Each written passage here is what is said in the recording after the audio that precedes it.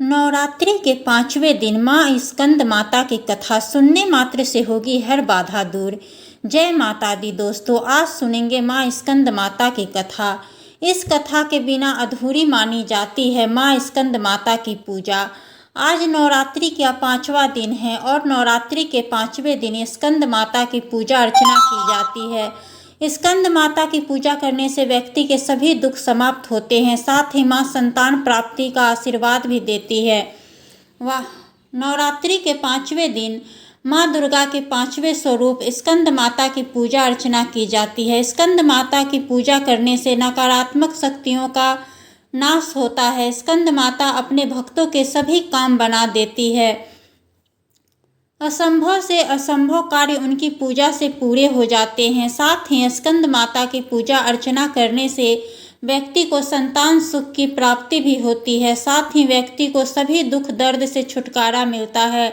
भगवान शिव की अर्धांगिनी के रूप में माँ ने स्वामी कार्तिकेय को जन्म दिया था। भगवान कार्तिकेय का दूसरा नाम स्कंद है, इसलिए माँ दुर्गा के इस रूप को स्कंद माता कहलाई।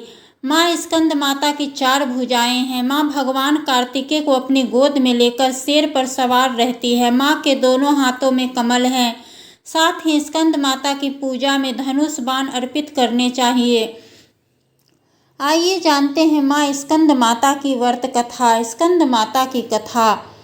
प्राचीन कथा के अनुसार तारकासुर नाम का एक राक्षस ब्रह्मा जी को प्रसन्न करने के लिए कठोर तपस्या कर रहा था। उस कठोर तप से ब्रह्मा जी प्रसन्न होकर उसके सामने आए। ब्रह्मा जी ने वरदान मांगने को कहा। तारकासुर ने अमर करने के लिए कहा। तब ब्रह्मा जी ने उसे समझाया कि इस धरती पर जिसने भी जन्म लिया है उसे मरना ही है। निराश होकर उसने ब्रह्मा जी को कहा कि प्रभु ऐसा कर दे कि भगवान शिव के पुत्र के हाथों ही उनकी मृत्यु हो। तारकासुर की ऐसी धारणा थी कि भगवान शिव कभी विवाह नहीं करेंगे, इसलिए उनकी कभी मृत्यु नहीं होगी। फिर उसने लोगों पर हिंसा करनी शुरू कर दी। तारकासुर के अत्याचारों से परेशान होकर सभी देवता भगवान शिव के पास पहुँचे और तारकासुर से मुक्ति दिलाने की प्रार्थना की। तब शिव ने पार्वती से विवाह किया और कार्तिकेय के पिता बने। बड़े होने के बाद कार्तिकेय ने तारकासुर का वध किया। स्कंद माता कार्तिकेय की माता है। स्कंद माता को पीले रंग की वस्तुएं सबसे अधिक प्रिय है। माता को केले का भोग लगाना चाहिए। उन्हें पीले रंग के फूल और फल अर्पित करने चाहिए। स्कंद माता को आप चाहें तो केसर की खीर का भी भोग लगा सकते हैं। साथ ही माँ को हरी इलायची भी अर्पित करें। लौंग का जोड़ा चढ़ाएं। स्कंद माता की पूजा में पीले रंग के वस्त्र पहनने चाहिए। आप चाहे तो सुनहरे रंग के वस्त्र भी पहन सकते हैं। साथ ही स्कंद माता को भी इसे रंग के वस्त्र अर्पित करें। स्कंद माता की पूजा विधि।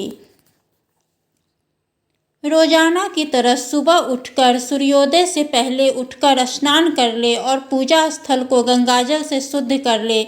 इसके बाद लकड़ी की चौकी पर पीले रंग का कपड़ा बिछा ले और स्कंद माता की मूर्ति या फिर तस्वीर को स्थापित करें।